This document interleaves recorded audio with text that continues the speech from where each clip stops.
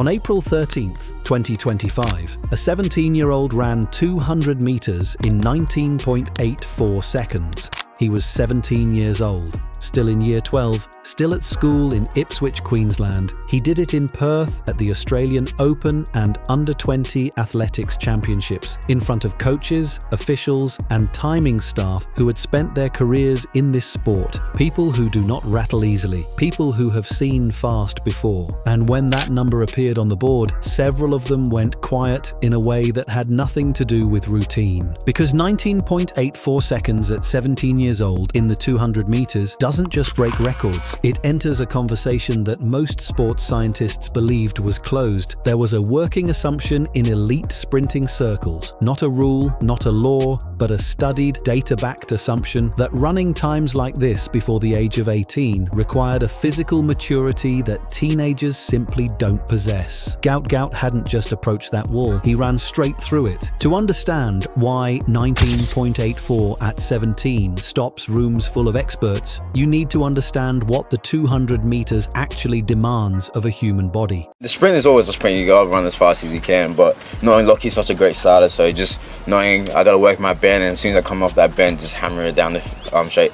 We have a good mace, but I'm excited to, The 100 meters is violence, pure straight line explosion measured in fractions. But the 200 is something more complicated. It asks for everything the 100 asks for, and then it asks for something else entirely. It asks for the ability to carry that speed around a bend, redistribute force through a curve at full stride, and then sustain that output through a back straight when the body's energy systems are already screaming for surrender. It is, in the clinical language of sports physiology, a maximum effort anaerobic event that places demands simultaneously on fast twitch muscle recruitment, lactate threshold management, and neuromuscular coordination at high velocity. In plain terms, it destroys you while you run it. And the faster you run it, the more thoroughly it does so. The fastest 200 meters ever run belongs to Usain Bolt, 19.19 seconds. Berlin, August 20th, 2009. A number so remote from normal human experience that it remains one of the most studied single athletic performances in the history of biomechanics. Bolt ran that time at 22 years old, at the absolute peak of a body that had been professionally developed, medically monitored, and technically refined for years. Michael Johnson ran 19.32 in Atlanta in 1996. He was 28. Frank Fredericks ran 19.68 at the same games, also 28. Pietro Menea held the world record at 19.72 for nearly 17 years. He set it at 27. The pattern is consistent across decades and across different generations of training science. The very fastest 200 meters times in history cluster around athletes in their mid to late 20s, when the sprinting body has fully formed, fully adapted, and fully learned how to coordinate its own violence. Teenagers don't run 19 point anything, not in serious numbers, not with reliability, not cleanly. Then there is Gout Gout. Born in Ipswich, Queensland, to parents who had fled South Sudan, making their way through Egypt before settling in Australia 2 years before he was born. He grew up as one of 7 children in a family where sport was less a pastime than a lifeline. His name, according to his father Bona, was originally pronounced closer to Gwot, a Dinka name that was misspelled during transliteration from Arabic when the family was trying to leave the country. The spelling stuck, the name stayed, and the kid it belonged to kept getting faster. He started catching serious attention at 12 when he outran a national under-13 silver medalist at a school carnival at Ipswich Grammar. His coach, Diane Shepherd, gave him his first pair of spikes that day. By 14, he was running times that put him ahead of Australian boys, 2 years his senior. By 16, he was breaking national records. He trained at Ipswich Grammar School under Shepherd, not exactly a factory for Olympic medalists, not the Jamaican High Performance Centre, a school program in regional Queensland with a good coach and a teenager who kept improving no matter what the conditions were. By late 2024, the whispers had started, not globally, just within the narrow, obsessive world of Australian track.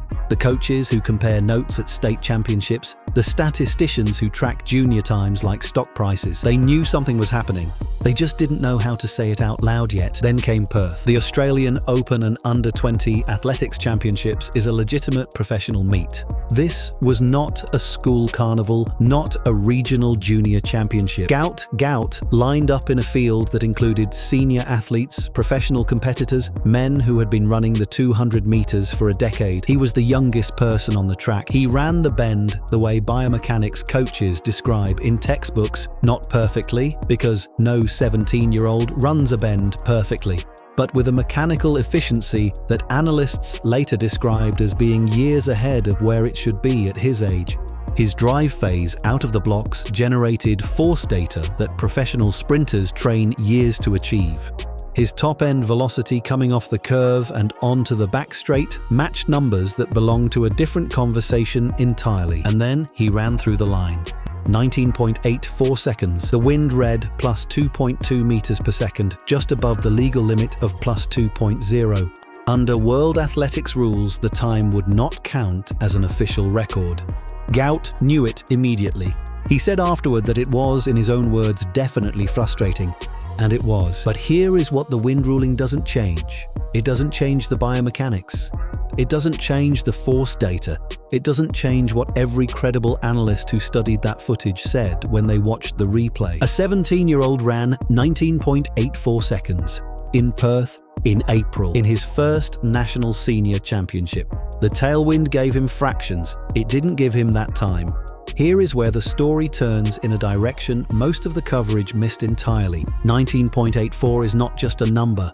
19.84 at 17 in April, in the early part of a competitive season, with a running form that every credible analyst who studied the footage described as not yet fully optimized. That is a data point sprint scientists use to project terminal velocity. It is a number you put into models that estimate based on historical development curves of elite sprinters where an athlete arrives at peak physical maturity. Those models, when given 19.84 at 17, kept producing outputs that analysts were reluctant to say out loud because the models weren't pointing at 19.5. They weren't pointing at 19.3. They were pointing at numbers that belong to the conversation that begins and ends with Usain Bolt. And that is where the scientific community, the physiologists, the biomechanists, the performance analysts, began to divide, not over whether Gout Gout was extraordinary. Everyone agreed on that. The division was over whether the models themselves could be trusted when applied to an athlete this far outside the normal distribution. Statistical projections built on historical data assume the athlete in question develops along a path that resembles other elite athletes. They assume injury rates consistent with the historical sample. They assume training environments that optimize development without burning it out. They assume 100 variables that, when applied to a teenager from Ipswich who trained at a school program and ran 19.84 in a high school year, felt suddenly insufficient. The honest answer from the most credible voices in the field was this: we don't have enough data points like him to know what the model means. That uncertainty cut both ways. It meant the projections might be inflated, but it also meant they might be conservative. His coaches, watching all of this play out in real time, were focused on something more immediate than projection models.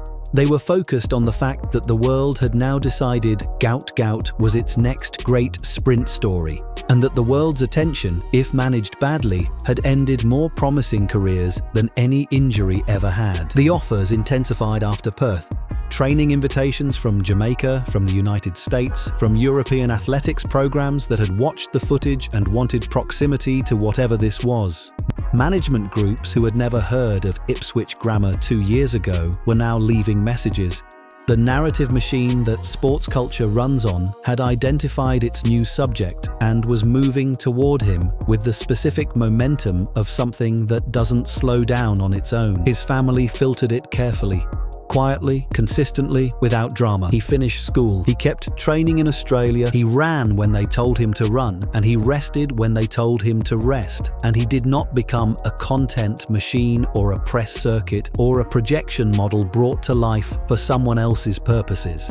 He remained, frustratingly for everyone who wanted more of him, a developing athlete being developed carefully by people who understood that the most dangerous thing you can do to a generational talent at 17 is ask it to perform like a finished product. By mid-2025, Gout Gout had represented Australia internationally for the first time, running a legal 20.02 seconds at the Golden Spike meet in Ostrava, Czech Republic in June, breaking his own national record.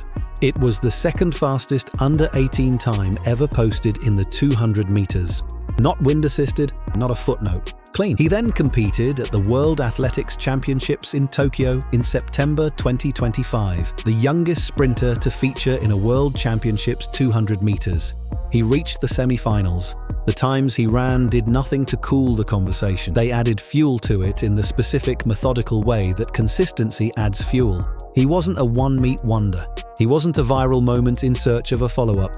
He was running fast repeatedly, in different conditions, against different fields. The sub-19.5 conversation, the one scientists had treated as a boundary teenage bodies don't cross, moved closer.